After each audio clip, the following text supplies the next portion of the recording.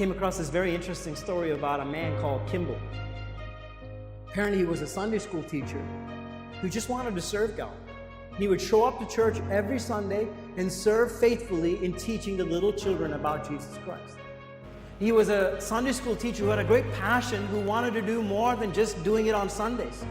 So during the weekdays, he would actually follow through with all the children who came to his class on Sunday to make sure that they understood who Jesus was, and to help them understand a better relationship with him. And there was one kid in his class who came from a very rough background and couldn't understand who God was. So Kimball would take the extra step in going and visiting this kid in his place of work. And back in those days, the kids were working as laborers. He would visit him at his shoe store where he worked and would tell them about Jesus, and would kept persuading him about what an amazing plan that Jesus had for his life. And finally, in the back of the store, this little young kid accepts Jesus Christ as his Lord and Savior.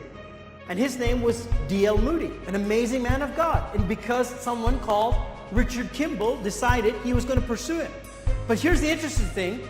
The story doesn't end there. The story actually begins there.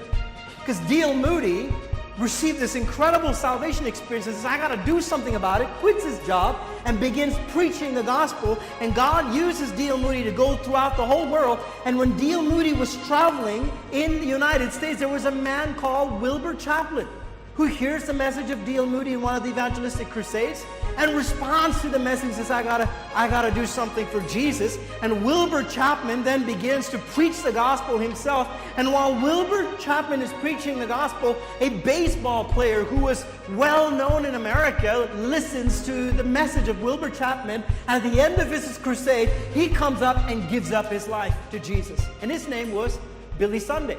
And Billy Sunday, right after he receives Jesus, quits his career at baseball and says, I'm going to devote the rest of my life in serving Jesus Christ. So he begins to do crusades just like Wilbur Chapman does.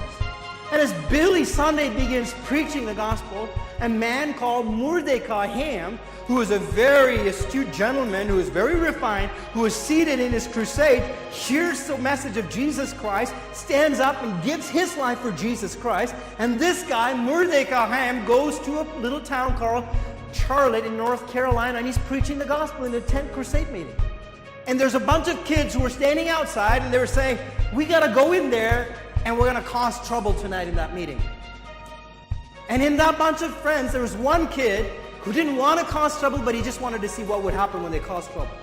So he walked into that tent meeting to come and see what would happen when his friends would cause trouble. But as he sat there in that tent meeting, hearing Mordecai Ham preach the gospel, something within him resonated.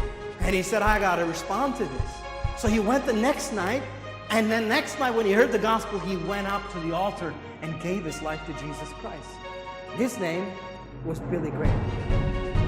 And Billy Graham, hold on, I'm not done yet. Billy Graham, till date, it has been estimated that through the ministry of Billy Graham, 2.2 billion people have heard the gospel of Jesus Christ through the ministry of Billy Graham. It all began in a chain of series with a man called Kimball, a Sunday school teacher.